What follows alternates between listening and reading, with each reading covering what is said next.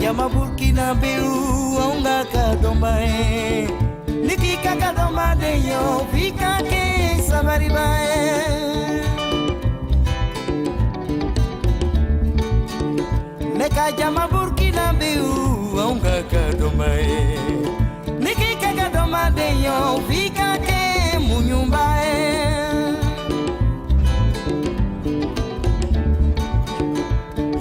na loma, kima ke na loma ye. Wala na loma ya la, wale ko jugu yo. Bade Burkina Biu.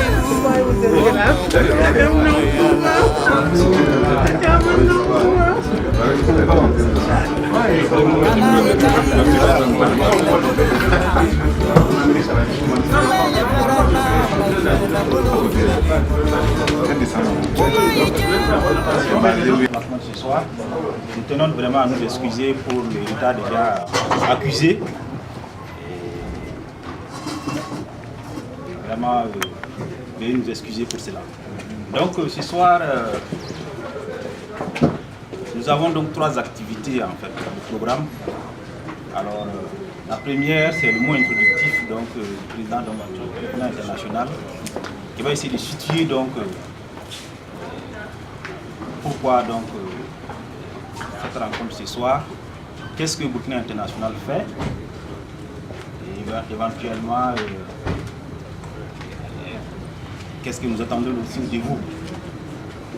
Donc à la suite donc du mot introductif du président, alors nous allons essayer donc d'échanger sur la situation nationale.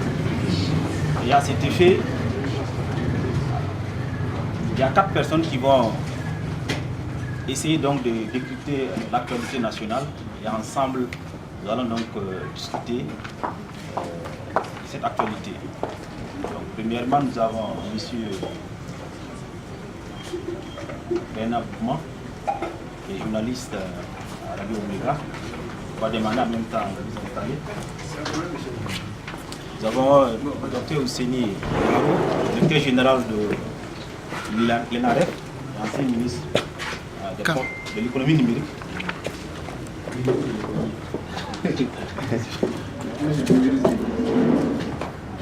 Donc le 4e exposant, c'est 3e plutôt, c'est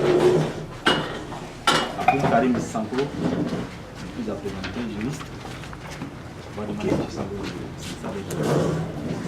Et enfin, maître Hervé Camp,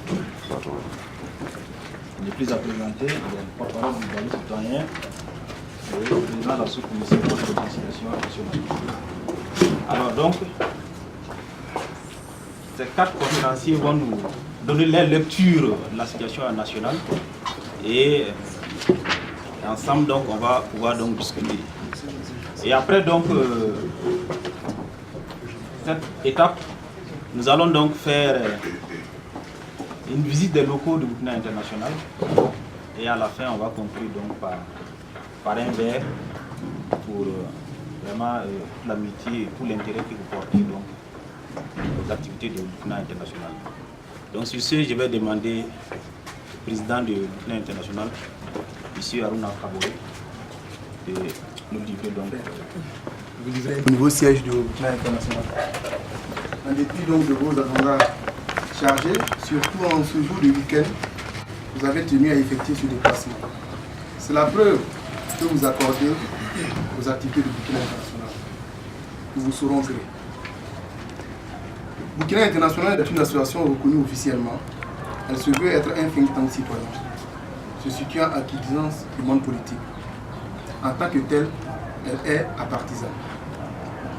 Depuis sa création, elle a entrepris des activités.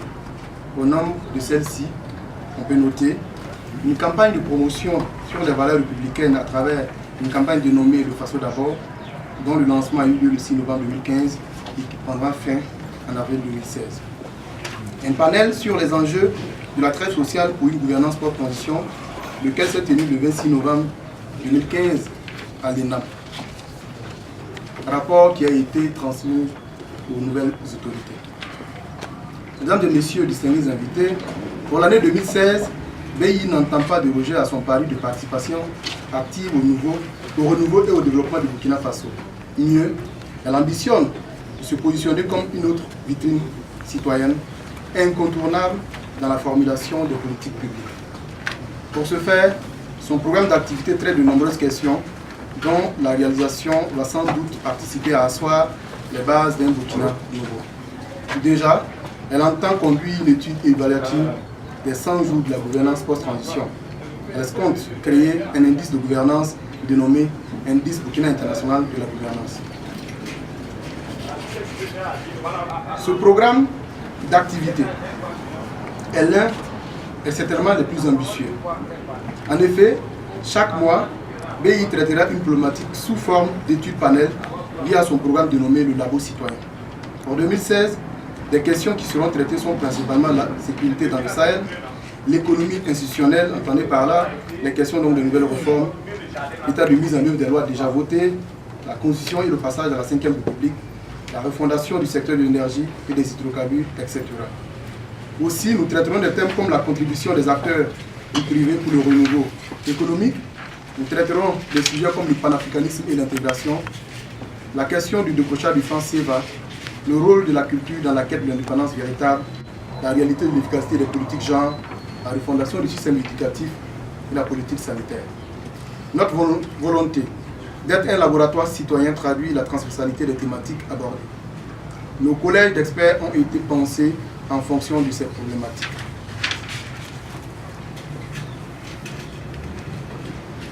Je disais que ce programme est ambitieux et nous espérons que le contexte national marqué par les défis sécuritaires et de fragilité économique ne compliquera pas l'équation de sa mise en œuvre.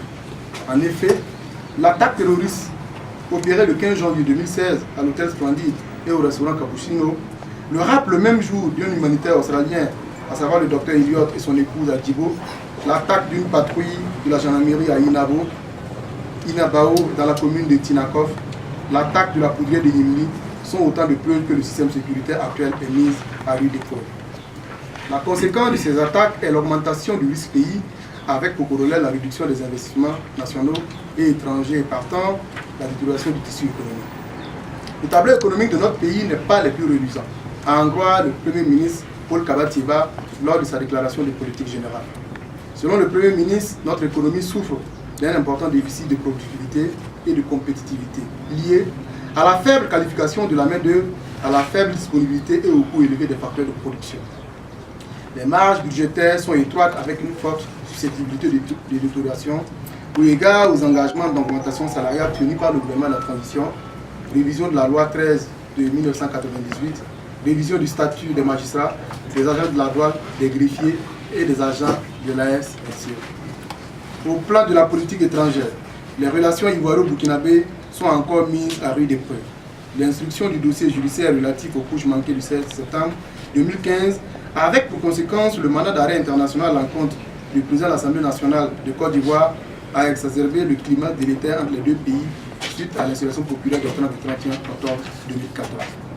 Mesdames et messieurs, distingués invités, c'est peu dire que le Burkina Faso est en convalescence au quadruple plan politique, économique, social et sécuritaire. Pour un meilleur décryptage de cette situation nationale, il convient de présenter 4 invités qui nous entretiendront sur cette question après mon allocution. Je m'en voudrais vous présenter Dr Abdul Karim Sango, juriste et enseignant de droit public à l'ENA, membre de la Commission électorale nationale indépendante. Il va faire une analyse globale de la situation nationale. Dr Hussein Yaro, il est le directeur général de l'École nationale des régies financières INAREF, ancien ministre du développement et de l'économie numérique et des postes sous la transition. Son intervention portera sur la situation économique de notre pays. Maître Guy Hervé Kam, il est porte-parole du Balai Citoyen. Il est le président de la sous-commission de réforme fonctionnelle politique et institutionnelle dans la commission de réconciliation nationale qui a été mise en place sous la transition. Il nous donnera sa lecture de la situation politique nationale, des questions judiciaires ainsi que les enjeux sécuritaires actuels. Nous avons notre cher ami, M. Bernard Bougman.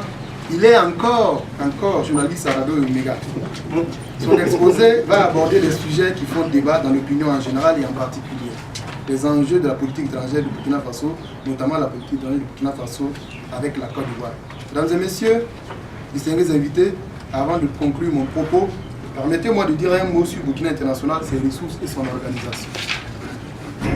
L'expression think tank, ou réservoir d'idées ou laboratoire d'idées, désigne une institution de droit privé, à but non lucratif, qui regroupe des experts ou des professionnels chargés de réfléchir sur des questions des domaines politiques, économiques, technologiques, sociaux, etc. Les think tanks produisent régulièrement des études ou des rapports et formulent des propositions. Certains sont ouverts vers la société civile et organisent des réunions publiques, des séminaires ou des colloques. Ils sont parfois considérés comme un lien entre le monde du savoir ou de la richesse et celui de la politique ou du pouvoir. Les think tanks se distinguent des clubs ou des cercles de réflexion qui sont souvent réunis autour d'un homme, autour d'un parti politique et qui fonctionnent de manière plus informelle avec les personnes de bonne volonté sur une base non professionnelle. Burkina International s'inscrit dans le titre Advocacy Think Tank ou dévoué à l'ICOSE, qui produisent des études et soutiennent des idées en lien avec les valeurs qu'ils défendent. Indépendant de l'État et ou de toute autre puissance, réunissant des experts, voués à la recherche d'idées nouvelles et cherchant à peser sur les affaires politiques et publiques, BI a vocation à fournir des solutions relatives aux biens politiques, aux biens communs, dans le meilleur intérêt du peuple sans participer directement au pouvoir politique ni tenter de le conquérir. La fonction de Burkina International est donc d'inspiration, d'influence. BI ne sera efficace et puissant que par sa séduction intellectuelle et par la pertinence de ses analyses. Ses ressources humaines. Je voudrais vous présenter M. Awe Alain, il est le secrétaire général de Burkina International. Ah, bon. Merci. Ah, on t'a pas vu, hein? Voilà. Monsieur, j'allais dire, Madame Nadine Guébo, elle est secrétaire à l'organisation chargée des actes, des questions financières. Bizarre, on commence à citer les gens, on n'a pas encore cité un mot aussi, c'est bizarre. Je voudrais aussi vous présenter M. Onko Roger Gilgaël Bemaou, je disais toujours pas de mots aussi. Il est statisticien économiste de formation, il est le directeur exécutif de Burkina International. Sous la transition, il a été coordonnateur technique de la série de sondages monitoring de la transition du journal Benré.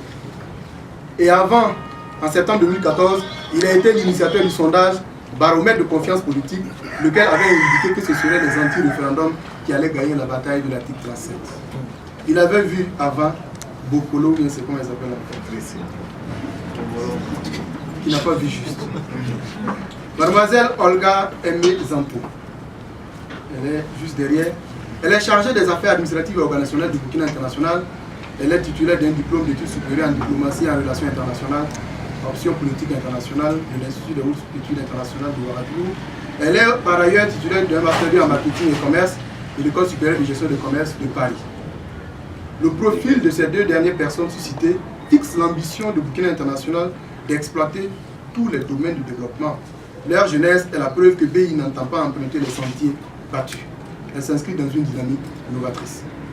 Cette composante, outre son CA, qui est l'organe dirigeant de BI, il faudra compter avec deux autres organes de Burkina International qui sont le COS, le Conseil d'orientation stratégique, et le CE, le Collège des experts.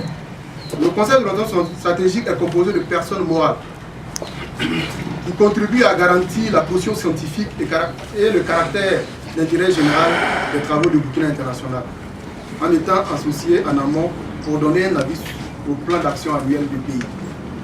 Le collège d'experts est constitué de 4 sous-collèges, à savoir le collège des experts universitaires, le collège des experts société civile, le collège des experts secteur privé et le collège des experts internationaux. Ce collège apporte à BI sa capacité de réflexion et d'innovation intellectuelle. Notre revue trimestrielle, qui pourrait s'appeler le renouveau ou le citoyen expert, sera un des cadeaux de diffusion de nos travaux et des contributions diverses d'experts sur les sujets de renouveau. Enfin, notre site web www.burkina-international.org, qui est déjà en ligne et sera ouvert au public dès ce lundi, sera notre fenêtre ouverte vers le monde. Des partenariats avec les think tanks en Afrique et en Europe sont en cours de structuration. Sur ce, je vous prie d'accepter au nom du Conseil d'administration de Burkina International de sincères remerciements pour ce déplacement. Je voudrais en particulier vous demander de m'aider à saluer la présence parmi nous du président du CNT, je n'ai pas dit ancien, du président du Conseil national de la transition et ancien chef d'État du Burkina Faso. Merci. s'il a gagné, il appelle l'ancien premier du CND. C'est pas bien, CND, sauf si c'est une insurrection. Voilà.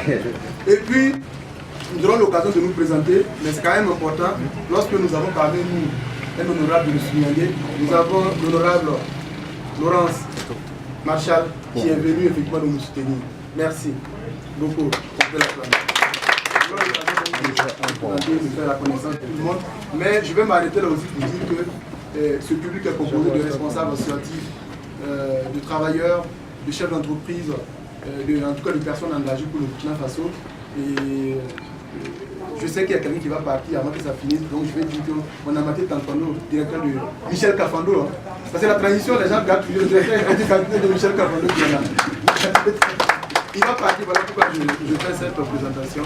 Et puis le reste, lorsqu'on va débattre, on va pouvoir effectivement se connaître sans problème. Merci beaucoup. Merci. Sans plus tarder, alors, nous allons demander à M. Bernard Douma, c'est nous tenter de décor, livrant donc les généralités sur la situation. On espère que nous destinons 10 minutes. Bonsoir à tout le monde et merci à Burkina International qui nous fait l'honneur de nous inviter à partager ce panel avec les éminentes personnalités.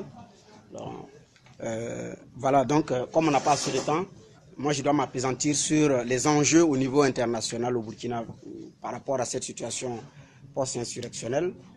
Il faut d'abord dire que l'actualité internationale ces derniers temps, c'est que le Burkina Faso est très vu à l'international. Ça ne fait pas de débat. Quand vous vous présentez, vous dites que vous êtes burkinabé, bon, là déjà, la sympathie est déjà installée. Donc au plan international, par rapport à la crédibilité du Burkina Faso, par rapport à l'aura du Burkina Faso, ça ne souffle pas de débat. Et déjà, après l'installation du président Roch Kaboré, le même jour déjà, la preuve le même jour, l'Union européenne a animé une conférence de presse pour déjà annoncer près de 400 milliards qui seront débloqués pour la relance économique du Burkina, qui, il faut dire que l'économie a suffisamment pris un coup après l'insurrection et surtout après le coup d'État manqué des 16 et 17 septembre dernier. Il faut également dire qu'au plan international, comme je l'ai dit, l'enjeu aussi par rapport à cette coopération, c'est d'un point de vue sécuritaire. Hier déjà, avec la visite du chargé de la coopération de l'Union européenne, qui est venu parler de démocratie, de promotion de la démocratie et de relance économique, le Burkina Faso est beaucoup plus orienté dans la lutte contre le terrorisme et le ministre des Affaires étrangères, Alpha Bari, a dit que le Burkina demande beaucoup plus d'efforts à l'Union européenne dans le cadre de l'appui contre la lutte, dans la lutte contre le terrorisme. Ça veut dire que c'est un enjeu également qu'il faut pouvoir compter avec la relance économique parce que tout est lié. Alors maintenant, il ne faut pas qu'on se leurre. Au plan international, par rapport à ces relations-là, l'autre enjeu, c'est la Côte d'Ivoire. La Côte d'Ivoire, je ne vais pas me forcer d'étaler les liens qui ont existé et qui existent entre ces deux pays. Ce qu'il faut savoir, c'est que les relations ne sont plus au beau fixe. Et ça, ce n'est pas un secret. Et ça a commencé depuis l'insurrection. Parce que Blaise Compaoré, l'homme orchestre, des accords politiques de Ouagadougou, des accords qui ont permis à la Côte d'Ivoire d'aller aux élections, a quitté le Burkina par la force, donc en plein midi. Et donc ça n'a pas plu, bien entendu, aux voisins, qui a offert gîte et couvert à Blaise Compaoré. Dès l'entame du match, certaines autorités politiques au Burkina, en l'occurrence le président actuel Roch Kaboré, sur la voie de radio, les ondes de radio Omega avaient déjà dit que Blaise quitte chez lui et qu'il soit immédiatement chez le voisin. Bon, c'est pas que c'est mauvais, mais ce n'est pas très intéressant. Donc le ton était déjà donné à partir de ce moment-là que Blaise Compaoré à côté n'est pas très rassurant pour certains. Bon, voilà, et les choses vont effectivement se confirmer après le coup d'État. Donc, après le coup d'État ou ce qui s'est passé, après le Sorogate ou bien le Sorotep si vous voulez, bon, les relations ont pris encore une autre tournure. Mais Blaise Compaoré, il faut le dire, c'est le père spirituel de Guillaume Soro qui l'affirme à souhait. Salif Diallo, les deux ont servi Blaise Compaoré. Alors aujourd'hui, ça ne va plus. Soro a décidé de venger le père. Et bon, c'est un enjeu en même temps de personnes qui est dans cette situation, mais également au niveau des populations. Alors les liens entre les peuples burkinabés et ivoiriens sont très forts. Alors, si vous allez compter ceux qui, si on allait entrer dans une logique de binationalité, bon, allez-y savoir. Donc, il y a ces enjeux-là également. Autre enjeu, c'est d'un point de vue économique. Alors, la Côte d'Ivoire, c'est un poumon économique. Le Burkina Faso est très lié par rapport à l'accès au port et par rapport à bien d'autres coopérations. Donc, il y a ces investissements-là également à préserver. Donc ça, c'est l'enjeu, la préservation de ces relations historiques qui existent, la protection, la garantie sécuritaire des Burkinabés et de leurs investissements établis sur le sol ivoirien, mais également au plan national, c'est l'affirmation d'une certaine indépendance, du Burkina Faso. Voilà. Et l'autre enjeu également, c'est quoi? C'est que la Côte d'Ivoire a demandé un règlement diplomatique, une main tendue que le gouvernement burkinabé, à travers la voix de son président, a acceptée. Donc la main tendue a été acceptée par les autorités du Burkina. Maintenant, c'est sans compter avec les insurgés d'octobre 2014, devenus par la suite résistants après le coup d'État des 16 et 17 septembre, qui ne se l'entendent pas faire parce que pour eux, la justice burkinabé a longtemps été dévoyée, le politique s'est trop introduit, a réussi à mettre des juges acquis qui ont sali davantage ce corps de la magistrature et qui estiment que nous sommes à un tournant décisif, donc il faut respecter maintenant le principe de la séparation des pouvoirs pour consacrer une démocratie réelle au Burkina Faso. Ah, voilà les enjeux. Donc, et l'autre enjeu, c'est quoi? C'est que ces insurgés avec la société civile qui n'entendent pas se faire, qui disent que bon, même si on privilégie le règlement sur le plan diplomatique, il faut que la vérité également soit dite. Donc, comment faire pour régler un problème suffisamment sérieux sur le plan diplomatique, alors que sur le plan judiciaire, il n'y a pas de négligence à faire quand on sait qu'il y a eu des pertes en vies humaines, et voilà. Et maintenant, c'est la sincérité. Pour terminer, l'autre enjeu, c'est la sincérité entre les deux pays. Sincérité parce que le 8, quand en faveur du sommet de l'UEMOA, Roch Kaboré a reçu Alassane Ouattara, qui a réitéré sa volonté que l'affaire soit réglée sur le plan diplomatique. C'est ce même 8-là que le tribunal militaire de Ouagadougou lançait le mandat contre Soro. L'affaire a été rendue publique. La presse en a su le 15.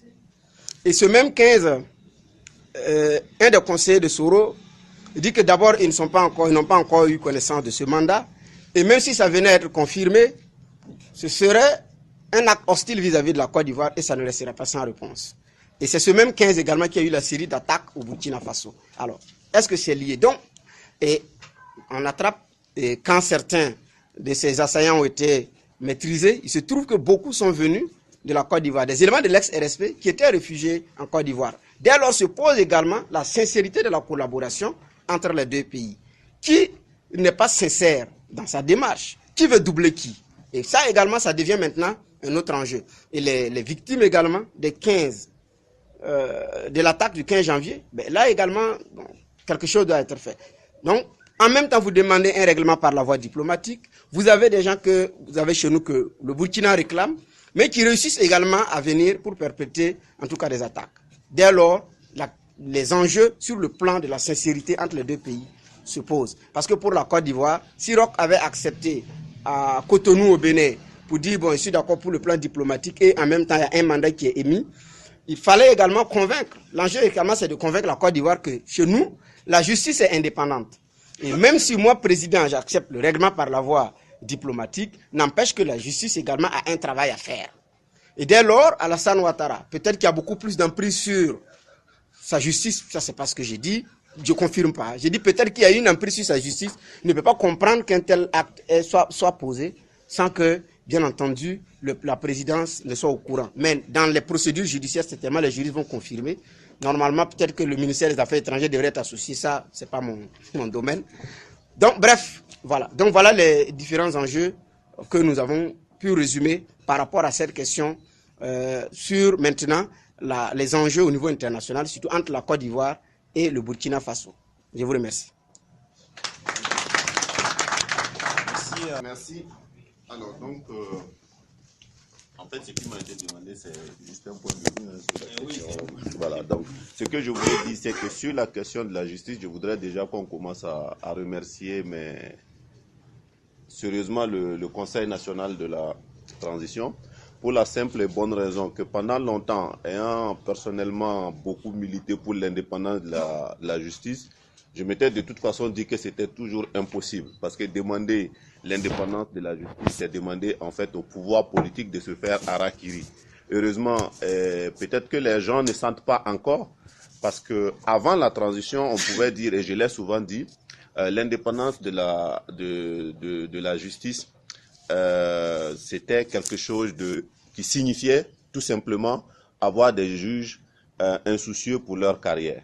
Parce qu'on ne pouvait pas être indépendant et avoir une carrière de magistrat. Tout simplement en raison de la mainmise du pouvoir exécutif sur la carrière du juge tout court. Mais le CNT a réglé ce problème à travers donc la révision de la Constitution et à travers le statut de la magistrature, de telle sorte qu'aujourd'hui, on est à mesure d'avoir une justice indépendante sans que le magistrat ne compromette sa carrière. L'intérêt, c'est quoi? L'intérêt, c'est que si la justice est considérée à une occasion ou à une autre comme étant non indépendante, eh bien, on peut s'en prendre au juge parce qu'il a tous les ressorts pour être indépendant sans se compromettre dangereusement. Donc, s'il ne le fait pas, c'est vraiment des questions purement personnelles. C'est lié à la personnalité du juge. Donc, c'est un pas très important que nous avons franchi dans le sens de l'indépendance de la magistrature, que nous avons dévancé même beaucoup de pays, même occidentaux, sur la question. À ne pas confondre, hein, parce que quand on parle de justice, c'est un organe assez impressionnant, y compris donc la justice militaire, que personnellement j'ai l'habitude de ne pas considérer comme une justice, parce que c'est une justice corporatiste. S'il s'agit, en tout cas, la plupart de ceux qui prônent la réforme de la justice estiment que la justice des pairs, qui est la justice militaire, ne doit pas exister. Dans un État. Beaucoup d'États l'ont supprimé, parce que quand on regarde même la composition de cette justice-là, au niveau de l'instruction, à la limite, ça va, il y a des passerelles qui permettent d'avoir des juges civils. Au niveau de la chambre de jugement, c'est toujours bon, vraiment des juges de pair. Hein. Vous avez des officiers pour juger les officiers. Vous avez tous ces règles très souvent de façon très peu indépendante. Donc, cette justice-là est toujours ouverte à la pression, peut-être non légitime, mais à la pression quand même qui peut venir du supérieur hiérarchique. Quand je suis à la justice militaire, je suis commandant, j'aspire à être colonel. Donc, ça veut dire ce que ça veut dire. Deuxième élément sur cette question, ce sont les grands dossiers judiciaires du pays. L'affaire Norbert Zongo, l'affaire Thomas Sankara, les dossiers de push et de l'insurrection, dont on sait aujourd'hui que quand même ce sont des dossiers qui, grâce à la transition, ont été sortis de leur hibernation, de leur longue hibernation, et qui aujourd'hui sont en chantier, et qui, malheureusement, l'opinion publique ne peut pas forcément savoir au jour le jour ce qui se passe, mais qui sont des dossiers qui avancent sérieusement, tout simplement parce que sous la transition, le contrôle citoyen, l'engagement des autorités avait quand même donné une certaine marge de manœuvre à la justice d'avancer, de telle sorte que des actes importants ont pu être pris. On espère tout simplement que ça va continuer et que la dynamique lancée on va pas assister à un retour dans la dynamique lancée. Même s'il y a eu quand même quelques gorges chaudes, notamment peut-être simplement dans les discours, hein, sur la question donc de l'affaire Guillaume Soro, avec ce que beaucoup de gens ont considéré comme une sorte d'intrusion encore dans le pouvoir judiciaire, lorsque les politiques disent qu'ils vont régler diplomatiquement. Ce qui théoriquement ne doit pas poser de problème tant que la diplomatie n'a pas une sorte d'influence sur le dossier judiciaire. Le dernier point que je voulais évoquer, c'est par rapport aux questions sécuritaires. Mais je voulais juste parler du cas des Kogluego. Quand on voit comment ce sujet est très sensible, avec beaucoup de gens qui, de très bonne foi, estiment que c'est vraiment une expérience d'autodéfense citoyenne. Ce que je peux dire, c'est que ce genre d'autodéfense n'a jamais conduit nulle part que dans les dérives. Admettons que tous les Kogluego travaillent comme il se faut, et dans 2 ans, qu'est-ce qui va se passer quand on va dire à ces gens-là d'arrêter, alors que ça a été, en fait, comme on appelle, une activité. C'est un peu comme les histoires de démobilisation et autres là, parce que c'est ce qui va se passer. Et si on ne peut pas, la conséquence va être difficile. Deuxième élément, admettons que finalement, 2 Kogluego de 2 localités un jour en viennent. Et ce que j'ai vu, qui est vraiment choquant dans cette affaire, c'est que les Kogluego ont un code pénal. Les Kogluego ont un code pénal où j'ai vu par exemple que le vol d'un œuf est sanctionné de 15 000 francs, le vol d'un âne de 305 000 francs, et tout ça avec des coups de fouet. Donc le coupable doit être frappé, alors que l'État a le monopole de la violence. Personne dans un État, pour quelque raison que ce soit, ne peut faire de la violence sur un autre sauf l'État. Donc aujourd'hui, on a demandé certes la collaboration de la population, mais la collaboration de la population, c'est de venir en appui aux forces de l'ordre, mais ce n'est pas de se substituer aux forces de l'ordre. Donc c'est un problème qui est... D'ailleurs, la même autorité administrative avait dissous, en fait, le Kogluego sous la transition. Donc, ça veut dire qu'aujourd'hui, c'est peut-être le plus gros défi en réalité sécuritaire qui se pose pour notre pays si on ne le règle pas aujourd'hui. Parce qu'ils vont peut-être de façon momentanée faire peur aux bandits, mais quand eux-mêmes vont se transformer en bandits, parce que ces gens ont des armes, et 90% de sources sécuritaires sont des gens qui détiennent des armes mais de façon irrégulière. Donc, ça veut dire qu'aujourd'hui, il faut avoir le courage de poser le problème, de dire on veut la sécurité, mais la sécurité, c'est quelque chose sur le long terme. Ce n'est pas qu'on veut la sécurité aujourd'hui pour passer le reste du jour dans l'insécurité. Je vous remercie. C'est la situation économique, donc on l'a beaucoup décrit, on l'a suffisamment décrit donc, en disant qu'elle n'était pas très très bonne. Je pense qu'il faudra revenir un peu sur d'où nous venons. Lorsqu'on regarde la situation économique telle qu'elle était avant l'insurrection, elle n'était pas déjà donc bonne. Et la phase de la transition, comme toute phase de transition qui est difficile, parce qu'il y a un attentisme donc, des opérateurs économiques, il y a un attentisme donc, des bailleurs de fonds, et puis de tout ce qui peut vraiment agréger donc l'économie. Donc il y a un attentisme parce qu'on dit que la transition, ça va durer 12 mois. Donc chacun attend que les 12 mois passent donc pour pouvoir donc investir. Donc il ne faut pas, je veux dire, j'ai vu que dans certains écrits, on a été très très sévère vis-à-vis donc de la société économique sur la transition, mais je pense qu'il faudra donc relativiser donc cette situation-là en voyant donc la situation d'ensemble donc de ce que donc d'où nous venons. Alors, on l'a également dit, hein, notre taux de croissance donc moyen est de 5,5%. Je pense que c'est un taux qui est assez bon lorsqu'on regarde un peu la situation d'ensemble donc dans les autres pays, mais qui est contrecarré, je dirais, par évidemment d'autres facteurs que sont notamment le taux de démographie donc que l'on constate. Il est évident que si nous arrivons à nous enrichir entre griffes donc de 5,5% par an et que les enfants que nous mettons au monde donc sont à peu près au même niveau, il est évident donc que les bouches donc que nous avons donc ne pourront pas être donc nourries. Donc je pense qu'il faut voir la situation d'ensemble donc une situation globale qui n'est pas très très bonne, qui n'est pas réalisante, c'est vrai, mais qu'il faut je dirais cadrer un peu avec ce que nous avons autour de nous également, parce qu'il faut savoir que notre premier partenaire économique c'est la Côte d'Ivoire. La Côte d'Ivoire également donc a des difficultés et donc tout ce qui se passe en Côte d'Ivoire donc ça se répercute donc sur notre pays. Alors, je pense que ce qu'il faut maintenant dire, c'est que, à mon avis, pour aller très vite, il y a 2 grands enjeux, évidemment. C'est la lutte contre le chômage. Je pense que c'est le premier enjeu. Il faut que nous puissions trouver du travail à tous ceux qui sortent vraiment donc, de ces écoles-là, des écoles de formation, donc des universités, parce qu'ils ne sont pas mauvais, donc, contrairement à ce que l'on dit. Nos étudiants que nous formons, j'ai la chance donc d'enseigner également. Ceux que nous formons, ceux qui sortent, ne sont pas des mauvais cadres. Donc il faut le trouver dans le travail. Et je pense que c'est le gros enjeu véritablement qu'il y a et qu'il va falloir donc résoudre. Le problème est encore plus important ici parce que nous venons d'une situation qui est difficile.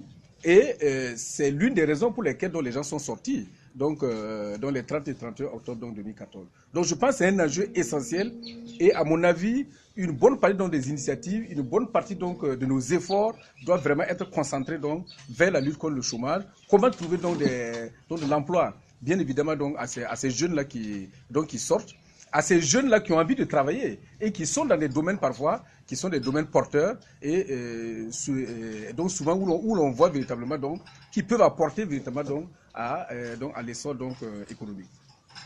Je dirais le second élément, c'est le financement bien évidemment de la politique économique. Le Premier ministre, vous l'avez entendu, il a fait donc de l'économie un pilier, le troisième pilier. Je vais vous le relire intégralement. C'est la transformation structurelle de l'économie à travers la dynamisation des secteurs porteurs et le renforcement du rôle du secteur privé. Donc tout est dit donc dedans pour voir comment ce secteur privé, ou du moins ce pan donc, du secteur donc, de l'économie, doit véritablement donc, être un levier de développement donc, de notre pays. Et je pense que le financement donc, de cette politique économique-là, ben, évidemment, il y a les financements classiques, hein, le Premier ministre l'a dit, évidemment, financement, élargissement de l'assiette de l'impôt, ainsi de suite. Mais je pense qu'il faudrait que nous soyons également plus innovants. Aujourd'hui, les enjeux, notamment liés à l'emploi des jeunes, méritent véritablement que nous puissions réfléchir véritablement sur des financements innovants. Ces financements innovants-là existent et je dis souvent qu'il y a des financements que nous allons acquérir du simple fait que notre État devient un État démocratique. Je me suis amusé à regarder, depuis 1960, de manière relative, l'année où les bailleurs de fonds ont vraiment versé de l'argent sur le Burkina, c'était en 1978. Ceux qui se souviennent savent que c'est en 1978 qu'il y a eu un ballottage de la Misana, où il y a eu un semblant d'État vraiment démocratique, ainsi de suite. Donc pour moi, automatiquement, les bailleurs de fonds, du simple fait que les institutions fonctionnent normalement, je suis persuadé que les bailleurs de fonds donc, vont venir. Évidemment, le Premier ministre a parlé de l'élargissement de l'assiette de l'impôt. Il faut donc y aller. Et je pense qu'il ne faudrait pas encore d'autres textes, contrairement donc à ce que l'on pense souvent. Il faut déjà appliquer les textes donc, qui existent. Hein? Faire contribuer le secteur privé justement donc, à la lutte, je dirais, contre le chômage et pour financer donc l'activité économique. Je pense que des solutions innovantes également existent. Vous savez que nous sommes chaque année, je crois, il y a une rencontre du gouvernement et puis le secteur privé qui se passe donc chaque année à Bobo. Moi, je pense qu'il faudra que autant l'État, le gouvernement, autant les pouvoirs publics prennent des engagements lorsqu'on se rencontre. Moi, j'ai eu la chance de participer à 2 ou 3 rencontres gouvernement-secteur privé, où le gouvernement prend des engagements, notamment en matière fiscale, en matière de droit du travail, ainsi de suite. Je pense qu'il faudrait également donc, que le secteur privé, je pense qu'il y a certains qui sont ici, puisse également prendre des engagements, notamment en termes de lutte contre le chômage. Nous signons un contrat de confiance et on dit, si nous vous donnons tel avantage, qu'est-ce que vous nous amenez également comme en termes d'emploi de créer. Et on va faire donc le bilan donc, à la fin pour voir si véritablement donc, chacun a pu rester dans ses engagements. Moi, je vois chaque année, lorsque l'on fait donc, des rencontres, où véritablement chacun, ou du moins c'est l'État généralement donc, qui dit je vais réduire tel impôt, je vais déduire donc tel impôt, et malheureusement au bout du compte, on ne voit pas donc les résultats donc, venir. Je pense aussi qu'il faudra, pour le moyen et le long terme, réfléchir Harouna Kaboré l'a dit, c'est le problème, enfin c'est la question du franc CFA. Je pense qu'il faudra que nous engagions également un débat là-dessus, parce que si vous écoutez donc certains experts, il y a des difficultés aujourd'hui donc du fait que nous soyons encore liés véritablement donc à l'euro aujourd'hui. Et ça fait que nous n'avons pas beaucoup de marge de manœuvre donc, sur ce plan-là. Et je pense que cette réflexion-là, elle doit être menée. Je dirais, il y a quelques années, elle était difficile. Parce que même les pouvoirs publics, même les Français même n'osaient pas vraiment en fait parler donc, de cela. Mais je pense de plus en plus, vous avez dû entendre, donc, même le ministre français donc, l'a dit, que ce n'est plus un sujet tabou. Et je pense qu'il faudra que, de manière objective, nous puissions nous asseoir, regarder, est-ce que nous avons avantage, nous avons encore des avantages à continuer donc sur ce cycle-là, ou bien nous devons donc nous décrocher, avec quelles conditions donc évidemment. Moi personnellement, j'ai pendant longtemps été contre. En raison essentiellement de la manière dont nos pays étaient dirigés. Parce que j'ai toujours pensé que pour avoir, je dirais, une monnaie à nous, il faudra d'abord avoir des dirigeants qui soient sérieux. Si les dirigeants ne sont pas sérieux, ils vont voler l'argent, aller placer dans des banques européennes. Et finalement, c'est nous qui allons, c'est la planche à billets qu'on va continuer de tirer. Mais je pense qu'aujourd'hui, avec l'émergence de la société civile dans nos pays, je pense que c'est une question véritablement sur laquelle on peut réfléchir pour véritablement donc asseoir donc une politique économique et monétaire beaucoup plus importante donc qu'il y a. La politique fiscale également, donc il faudra la revoir donc pour faire en sorte que nous puissions avoir une assiette fiscale beaucoup plus large. L'exemple que je prends souvent, ce sont les motos qu'on voit à Ouadou ici qui n'ont pas de plaque d'immatriculation. Il y en a plein. Ce sont des motos généralement qui ne sont pas dédouanées. Je pense que, très simplement, comme certains pays l'ont fait, pourquoi ne pas exiger donc que le vendeur, en vendant la moto, vende également donc avec la plaque d'immatriculation. Voilà, il y a des pays qui l'ont fait et ça peut faire rentrer donc beaucoup d'argent. Aujourd'hui, vous voyez dans la ville, des gens qui circulent et puis ceux-mêmes qui brûlent les feux n'importe comment, ainsi de suite. Bon, ils se comportent vraiment comme des délinquants et malheureusement, nous sommes dans une situation où véritablement donc les recettes douanières n'arrivent pas donc à rentrer. Je vais donc m'arrêter là pour ce que je parle beaucoup, mais enfin, merci beaucoup. Merci. Onko, j'allais dire que je n'ai plus rien à dire, puisque l'analyse globale prend dans tous les différents points finalement qui ont été abordés par ceux qui ont parlé avant moi. Mais je veux rebondir sur quelque chose que le docteur Yaro a dit. À mon avis, il faut résolument renforcer le système démocratique. À mon avis, il y a plein de défis qu'on a en perspective comme ça.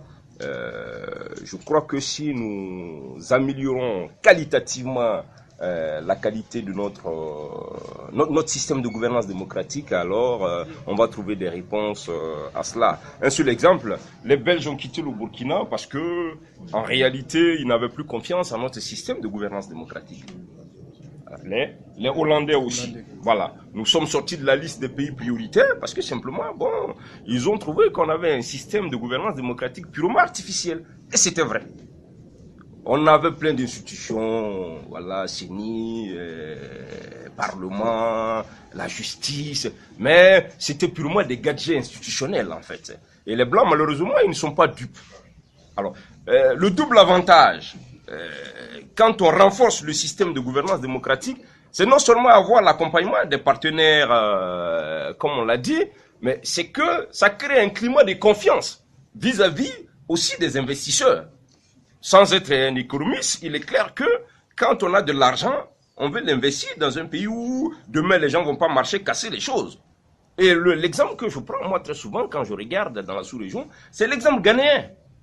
C'est-à-dire qu'on reste dans beaucoup de théorisations alors qu'on peut regarder un pays de façon concrète qui avance de façon très nette depuis les années 92. Et qu'est-ce qu'ils ont fait? Je pense que c'est l'un des pays où le système de gouvernance fonctionne de façon optimale. Ça ne veut pas dire évidemment qu'il n'y a pas de problème. Alors quand j'en parle, et pour rester dans l'actualité, je pense par exemple qu'il faut revoir considérablement la gouvernance locale. Alors là, on va organiser les élections municipales. On va encore aller élire des conseillers municipaux analphabètes. On va avoir des maires analphabètes qui vont venir confondre tout dans le budget. Et les populations vont encore se lever. Parce que la révolution qu'on a vécue les 30 et 31, là, tout ça, c'est vrai, il y a eu le débat général en ville, mais beaucoup d'éléments sont venus aussi j'allais dire, des zones rurales. Parce que, comme l'État s'est désengagé du développement dans certains secteurs, il y a eu un transfert de compétences vers les collectivités territoriales. Mais manifestement, tous les rapports depuis au moins 15 ans démontrent que les collectivités territoriales n'ont pas les ressources pour faire, ressources humaines, pour conduire la gouvernance. Alors, je pense que, comme madame la députée est là, ce serait bien que dans le Code général des collectivités territoriales, très rapidement quand même, on institue des dispositions qui ne permettent pas qu'un analphabète se retrouve être maire d'une commune. Sinon, on va retomber dans les mêmes choses. Alors que, pour ce qui concerne les collectivités territoriales, par exemple, il y a beaucoup d'argent. Mais les partenaires, quand vous discutez avec eux, ils se posent la question de savoir est-ce que ceux qui vont accueillir ces ressources-là, ils ont les capacités pour faire cela. Toujours sur la gouvernance locale, je pense qu'il y a un problème qu'il faut régler. On ne peut pas, un parti ne peut pas avoir la majorité dans une commune, et puis les gens vont aller faire des complots pour leur arracher la mairie. Vous voyez de quoi je parle là? On s'entend avec 2 ou 3 personnes, et le parti n'a pas la mairie. Après, ça fait une crise, parce que le parti trouve les moyens de revenir, et quand les gens ne sont pas contents. Je pense qu'il faut dire de façon très nette dans la loi électorale, que si un parti a la moitié au moins des conseils municipaux à lui seul, quelque part, il faut qu'on trouve le maire à l'intérieur, pour qu'il conduise la mairie de façon beaucoup plus calme. Ça, c'est pour ce qui concerne, évidemment, il y a beaucoup d'autres aspects sur la gouvernance démocratique qu'il va falloir peut-être revoir, mais je pense qu'on a eu un grand acquis, c'est le fait que le CNT ait inscrit l'autorité supérieure de contrôle d'État et de lutte contre la corruption dans la Constitution. Parce que si nous considérons que nous sommes un pays d'hommes intègres, alors les questions liées à l'intégrité, il faut les élever au plus grand niveau. Et je pense que ça a été un véritable acquis. Maintenant, il reste à les accompagner du point de vue des ressources humaines, des ressources financières et tout ça. Alors, l'autre question, qui je pense, si on ne règle pas aussi, aucun partenaire ne va nous prendre au sérieux. C'est la question de la réconciliation nationale. Il ne faut pas se faire d'illusions. Il est historiquement prouvé que lorsque une nation est divisée, elle ne peut pas aller vers le progrès. Je pense qu'il faut avoir le courage de parler de ce qui s'est passé et de situer véritablement les responsabilités. Parce que les responsables se trouvent dans tous les camps. Alors on ne peut pas continuer d'indexer un camp aussi longtemps comme ça et croire que ça va marcher. Alors moi je ne sais pas encore ce que les enquêtes donnent par rapport à ces petits phénomènes d'incendie à gauche, à droite, qui est derrière. Parce que quand les gens, on dit les gens ils ne savent pas traire la vache, mais ils peuvent renverser le lait. Voilà. Les gens, ils peuvent peut-être ne pas développer le pays, mais ils vont nous empêcher d'avancer. Et donc, je pense que de ce point de vue, il faut, sans porter atteinte aux procédures judiciaires, accélérer aussi le règlement d'un certain nombre de questions au plan judiciaire. Parce qu'il ne faut pas se leurrer. On ne peut pas avoir volé ensemble, et certains sont jugés, d'autres ne sont pas jugés. On va tomber dans ce qui se passe en Côte d'Ivoire. La preuve, c'est que Ouattara, aujourd'hui, est en train de se demander si ce qu'il a fait par rapport aux gens de Gbagbo, c'est juste.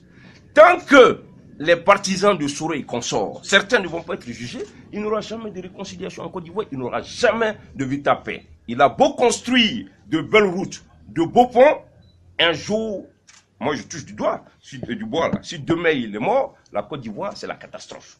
D'abord dans son camp et avec les autres. Donc je pense qu'il faut résolument, je ne sais pas la structure qu'on a mise en place pour la réconciliation là, bon je n'ai pas très bien lu les textes, mais je pense qu'il faut véritablement y aller. Là où je suis d'accord, et avec le Premier ministre, oui à la réconciliation, mais il faut qu'on se dise les ouais, c'est-à-dire la vérité, la justice se prononce, et en ce moment, on trouve un moyen, si la société l'accepte, de se pardonner. On ouvre un nouveau pacte social.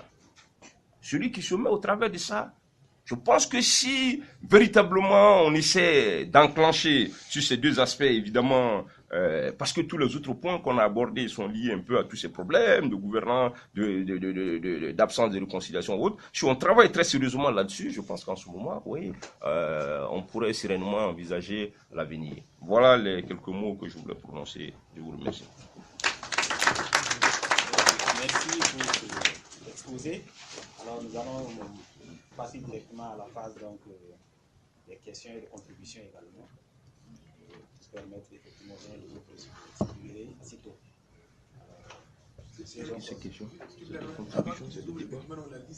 je voudrais de manière, j'aurais dit, particulière, qu'on puisse donner la parole effectivement donc, au président Chéri pour un petit mot, étant donné que c'est une analyse de la situation nationale, vous avez vu qu'on a abordé différents sujets. C'est le prétexte quand on se retrouvait pour boire un verre, on se disait qu'on ne pouvait pas partir comme ça sans aborder différents sujets, même si on ne va pas les écouter. Président, s'il vous plaît. Non, je pense que... Je pense que l'essentiel a été abordé par le panel là. Non, juste rappeler que, effectivement, pour reprendre les derniers mots de Sango, il y a un certain nombre de valeurs républicaines à recenser d'abord. Je pense que ce recensement devra même commencer plus loin que l'insurrection. Recenser un certain nombre de valeurs, et c'est à partir de ces valeurs-là qu'on peut se retrouver ou bien se démarquer.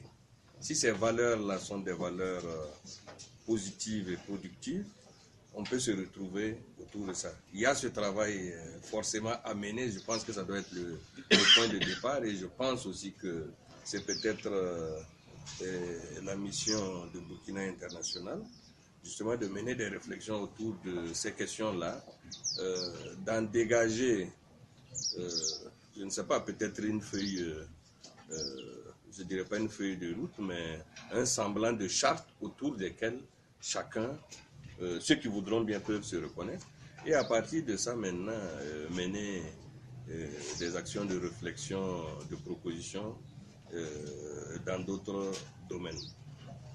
Ceci étant, je pense que le Burkina est toujours à la croisée des chemins, parce que je pense qu'on a vécu une transition, si je peux emprunter le terme peut-être insurrectionnelle, mais il reste qu'en vérité, nous sommes dans une nouvelle transition. Quelle est une forme plus démocratique entre griffes, nous sommes dans une certaine... Il serait bien de réunir toute l'expertise nécessaire, quelles que soient les sensibilités, et de réunir en tout cas toutes les composantes nécessaires pour qu'ensemble, au-delà de nos sensibilités, au-delà de nos choix partisans, nous mettons d'abord en exergue les intérêts supérieurs de notre pays. Parce que si on ne comprend pas ça, d'aucuns vont rester assis dans leur coin, estimant que si telle chose arrive, ce n'est pas notre problème. Alors que c'est faux. Si le pays l'a vu demain matin, c'est le problème, ça va nous brûler tous. Donc, je pense qu'il y a encore un bout de chemin à faire ensemble, mais il n'est pas évident que tout le monde, comprenne justement qu'il y a ce bout de chemin à faire ensemble. Donc, moi je salue toutes les personnes, toutes les structures qui sont dans cette dynamique-là, qui peuvent être une force de proposition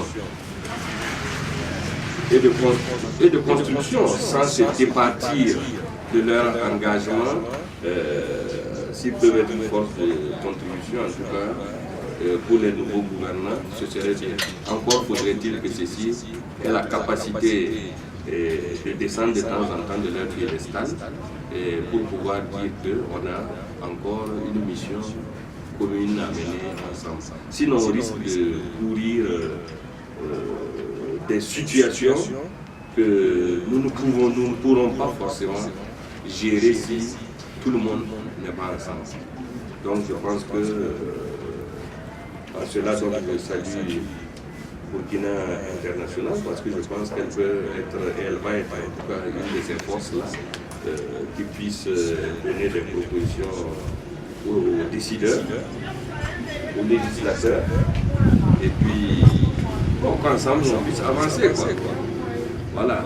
Vraiment, nous retrouvons la stabilité que nous recherchons tous, parce que c'est ça d'abord qu'on recherche, pour permettre à la dynamique économique et financière de reprendre, parce qu'on n'a pas eu d'investissement pendant une année, et ce n'est pas toujours évident. C'est vrai que les bailleurs frappent à la porte, ce serait une bonne chose que nous puissions les ouvrir la porte. Pour les ouvrir la porte, c'est que nous puissions offrir un pays stable, un pays dont les forces